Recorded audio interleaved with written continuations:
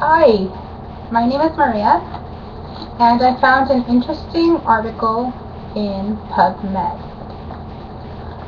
This article addresses the usage of certain phytochemicals and nutrients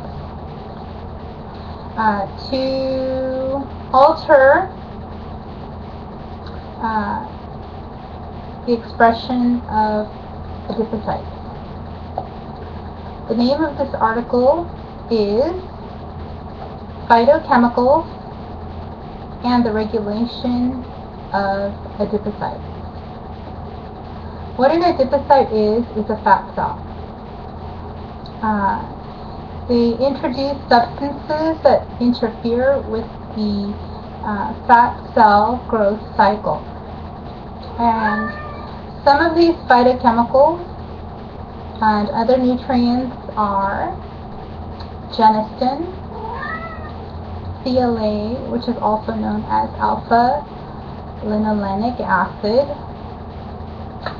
docosahexaenoic acid, epigallocatechin gallate, ajoine, vitamin D, quercetin, and resveratrol.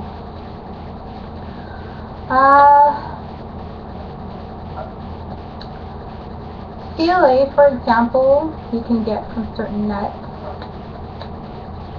red meat, cheese. Docosahexaenoic acid you can get from fish oil, algae. The algae is nice for vegetarians. It gives them an option if they don't want to use fish oil or they're allergic to fish oil. The epigallocatechin gallate you can get from green tea or white tea. And the ajoine is from garlic. The genistein you can get from soy. Quercetin can be found in apples and onions and other food staples. And resveratrol comes from Japanese knotweed or grapes. I found out that the genistein minimum has to be 20 milligrams, preferably 50 to 80 milligrams, and they combine it with vitamin D.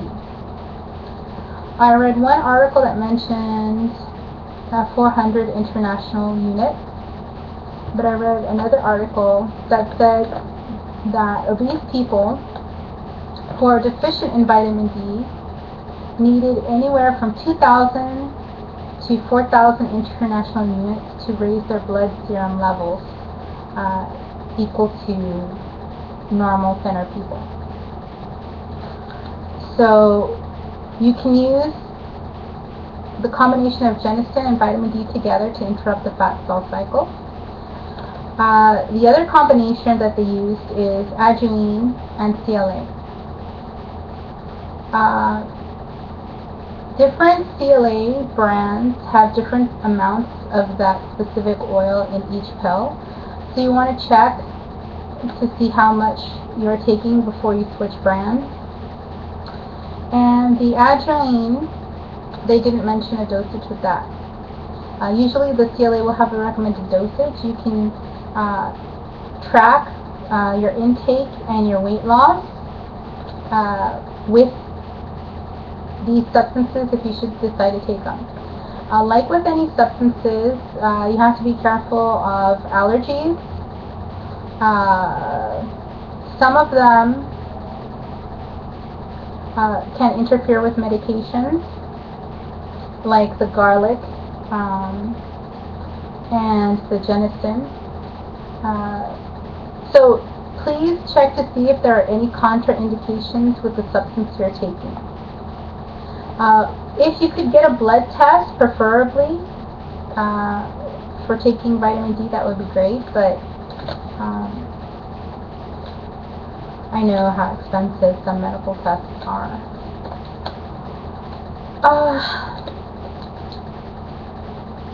So what you can do is start taking these substances, see if you are losing weight with them, and what I think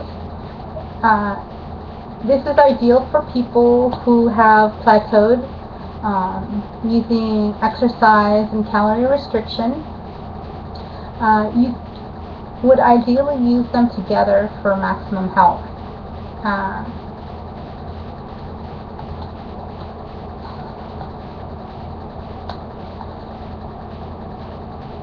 I myself have used green tea in dosages of about 8 to 12 cups per day. I find 8 cups is sufficient to lose weight on with calorie restriction and exercise. And